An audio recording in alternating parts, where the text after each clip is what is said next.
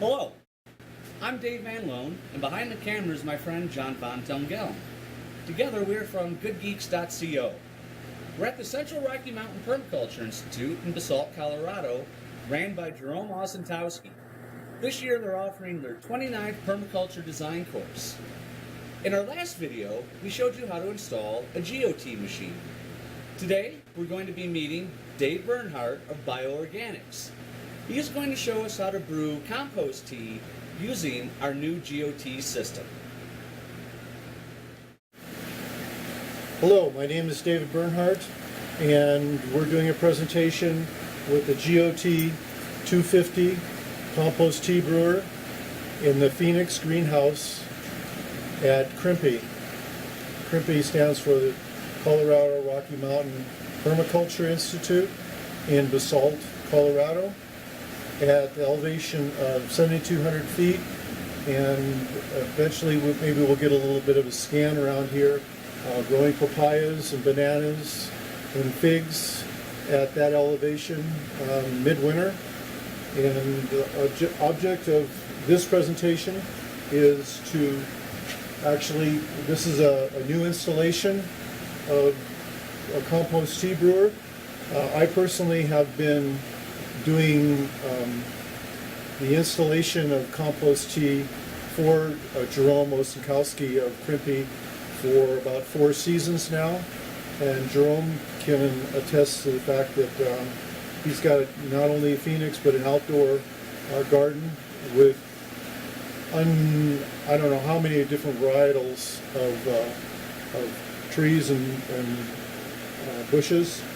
And 2 seasons ago, after we've been using tea for a couple of, I guess the second season, he's had trees bloom and fruit that in his 30 years here, they've never had the production that he has had up here since he's been using compost tea. But getting more to the point, what we've got here is the GeoTea 250 and the brewing system. And what we're going to be doing is we're going to be using some of this incredible vermiculture that's coming right out of Jerome's greenhouse. And we simply filter this a little bit, and it's still got some worms in it.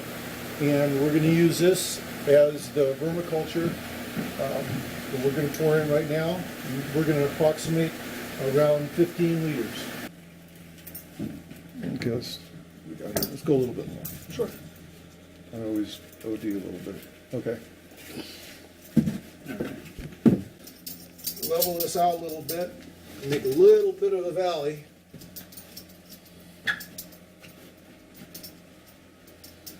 Be able to insert the dome.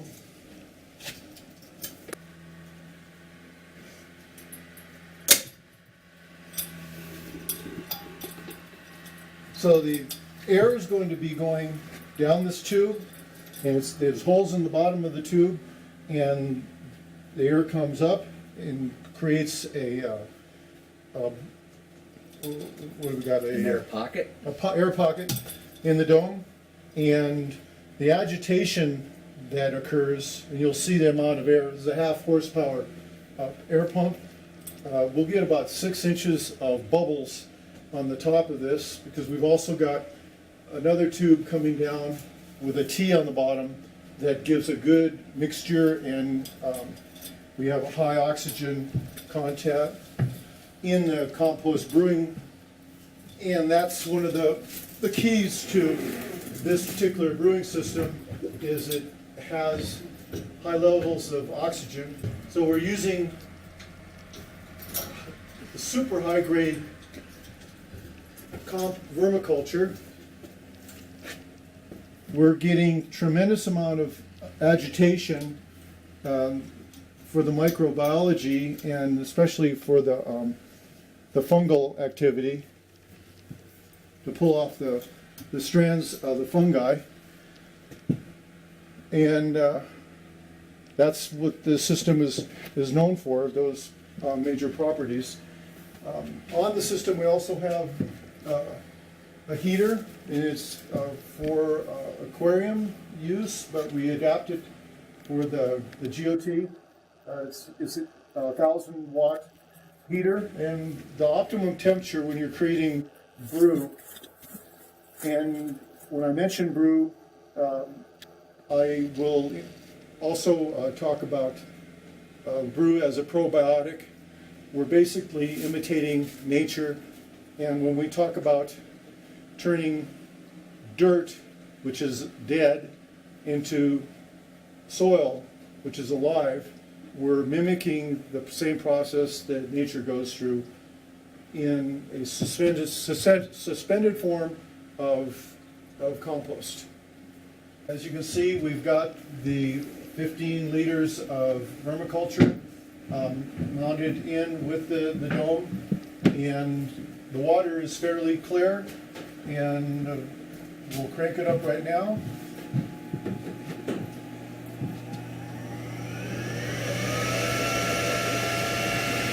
So initially, we've got the tube that's going down to feed the dome turned off.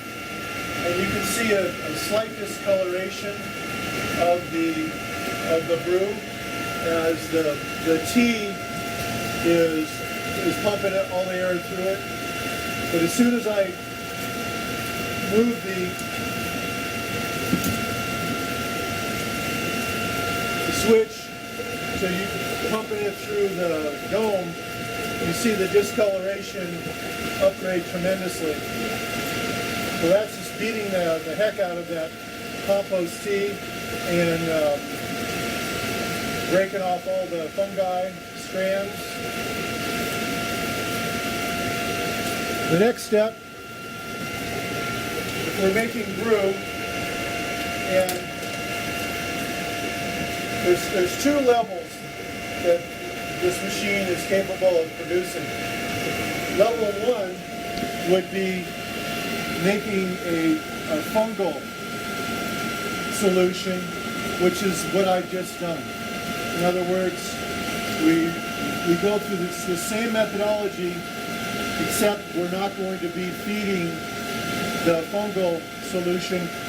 The plus here is it will lie dormant, and you can actually have it and not use it for a couple weeks, a month, and it's going to be dormant until it hits a food source, and then the activity cranks up.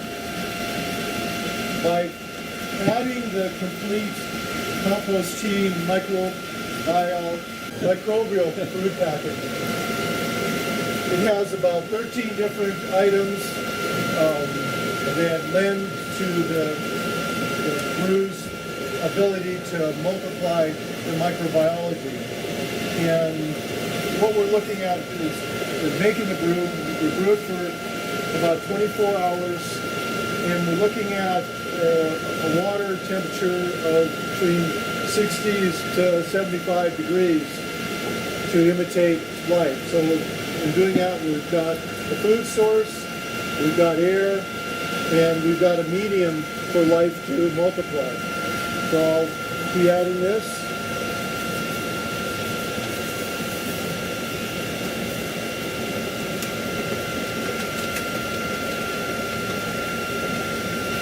And the next item we're going to add is the olive oil. And we're adding this to knock down the foaming. As everything gets cranking up here, the foam will put a pretty good head, and it'll start coming over the top. So that's pretty much it. Stand back and let this do its own thing.